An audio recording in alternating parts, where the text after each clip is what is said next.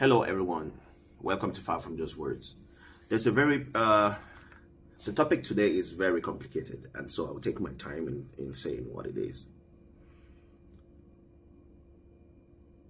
Teenage marriages back in the days was something that we could talk about today. I mean, talking about it today seems like outrageous and very kind of a difficult and wicked topic to even get involved in. But then, would you call the people that got themselves involved in teenage marriages back in the days, when we are talking about the 1880s and the 1740s, they weren't called pedophiles, right? But today, there are people who actually do that because they feel like that is the kind of women, or that is the kind of kids or male child they want. Now, we have to look at the differences. Back in the days, I don't think people walked around looking for kids to get married to. They walked around looking for wives, which means two teenagers get married, or one adult and one teenager gets married. But when people start comparing them, as back in the days, there was kind of pedophilia. It's not new. It's not something that that is new to us in the 21st century. It always happened back in the 17th century. I said, no, we cannot compare these things. They are not the same things, so it shouldn't be compared.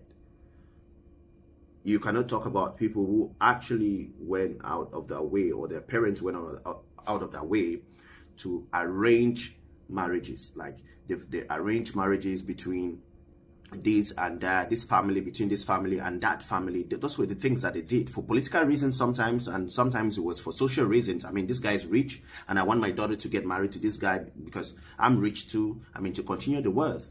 But you cannot talk about the same act now, that where the adult is like 40 and the kid is still a minor. And when we now have laws that have been set by the Constitution. It's back then we could say the laws were a little bit fluid and a little bit flexible, but we now have laws that have been set by the Constitution that we know that a minor is this age.